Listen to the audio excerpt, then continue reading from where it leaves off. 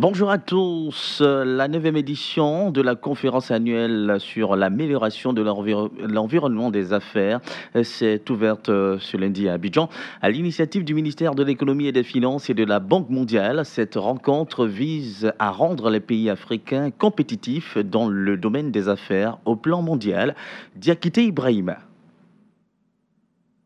L'Afrique est le continent qui reforme le plus au monde, selon le Doing Business 2019, avec un tiers de l'ensemble des réformes dans le monde destinées à améliorer le climat des affaires pour les PME et PMI. Sur le continent, 4 pays ont montré leur capacité à réformer pour améliorer les investissements dans leur pays. Sergio Pimenta, vice-président Moyen-Orient et Afrique de la Société financière internationale. Le Togo, le Kenya, le Rwanda et bien entendu la Côte d'Ivoire. Mais pour autant, il reste encore beaucoup à faire pour les économies africaines si elles veulent concurrencer les grands pôles d'investissement au monde. Et pour sortir au bas de ces classements et changer la situation des investissements dans les pays africains, il faut impérativement des changements. Sergio Pimenta. L'amélioration de l'environnement, des affaires et de la compétitivité d'une économie est un engagement sur le long terme. Il est crucial pour l'émergence de l'Afrique. Quand on sait que le secteur privé est aujourd'hui au cœur des solutions du développement, on comprend l'importance de ces réformes. C'est la première fois que cette conférence se tient dans un pays francophone et la 9e édition revêt un caractère particulier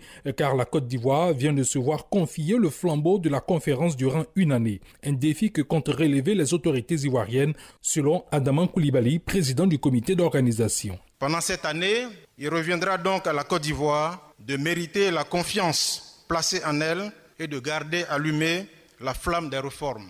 Il s'agit pour nous de remobiliser davantage toutes les énergies nationales et les ressources nécessaires pour l'accélération du programme de réforme de l'agenda 2018-2020 pour l'amélioration de l'environnement des affaires. Le Premier ministre Amadou Gon Coulibaly a eu un échange avec les hauts dirigeants de la conférence annuelle en matière d'amélioration de l'environnement des affaires. Au nom de la délégation, le directeur régional de la Société financière internationale a salué les actions menées par la Côte d'Ivoire dans le domaine de la dématérialisation des documents, gage d'une volonté d'amélioration de l'environnement des affaires. Aliou Maïga.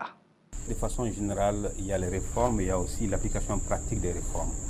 Le fait de dématérialiser les transactions avec le gouvernement est un aspect très important dans l'amélioration des affaires parce que ça diminue considérablement les discrétions et les retards dans les administrations. Et donc avoir un guichet unique où une entreprise peut créer en un seul jour et avoir accès à tous les documents qui sont émis par l'État à travers ce guichet, c'est un pas très très important. Dématérialiser les paiements et les transferts du gouvernement vers ses salariés, dématérialiser toutes les procédures d'enregistrement, par exemple des titres fonciers. Tout ce qu'on peut dématérialiser contribue à l'efficacité de l'administration et donc à améliorer le cadre des affaires parce que ça apporte de la prédictabilité dans les services du gouvernement. Et ça, il n'y a pas mieux en termes concrets et pratiques pour améliorer le cadre des affaires.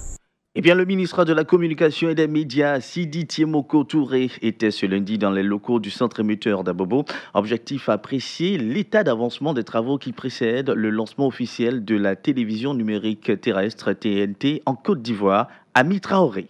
La Côte d'Ivoire s'est engagée à achever la migration vers la télévision numérique terrestre au plus tard en juin 2020, à l'instar de tous les pays africains qui émettent dans la bande VHF. Cette visite du ministre de la Communication et des Médias, Sidi Tiemoko Touré, au centre émetteur d'Abobo, s'inscrit donc dans le cadre de la visite des infrastructures et équipements liés à la télévision numérique terrestre. Au vu de la perspective que le président de la République a donnée pour l'ouverture de l'espace audiovisuel pour plus tard à la fin de cette année 2018. En tant qu'autorité de tutelle, il nous est dans nos différentes attributions obligatoires de nous rassurer que les engagements du gouvernement soient respectés. 2 mois après le lancement des travaux du centre émetteur d'Abobo, le bâtiment est en phase de finition. Il abritera l'unité centrale de tout le système opérationnel lié à la TNT. Les caractéristiques de ce bâtiment avec Yo Adaman Benoît, directeur général de la Société ivoirienne de télédiffusion.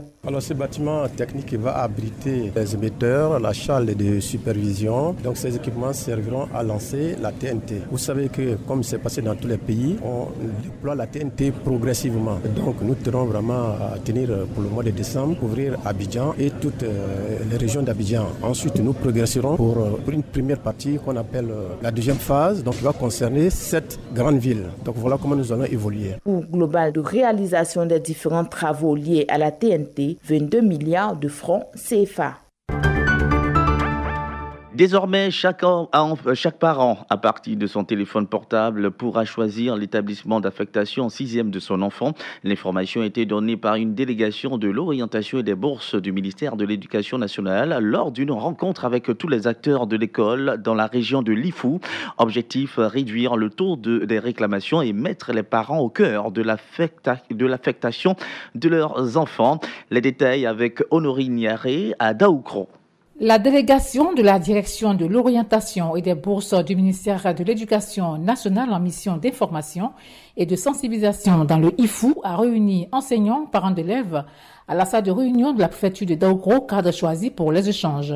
Des échanges qui ont en effet porté sur le mouvement de réaffectation des élèves en classe de 6e et la décision du ministère de l'Éducation nationale de mettre désormais les parents au cœur de l'affectation de leurs enfants.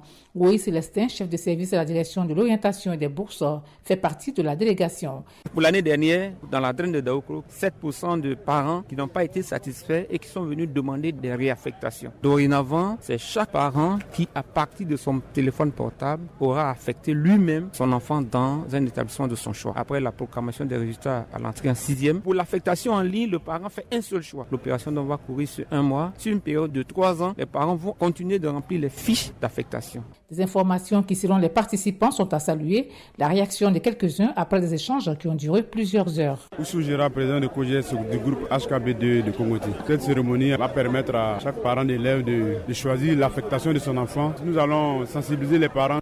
Serge Armel, directeur EPPA le groupe 2. Cette mission d'information est très bienvenue. Cette fois-ci, on nous donne la latitude nous-mêmes de choisir de véritablement l'enfant sera dans la périphérique du père. Ça va éviter aussi le problème de grossesse en milieu scolaire et beaucoup de choses. Honorine Niaré, Daoukro pour Radio Côte d'Ivoire.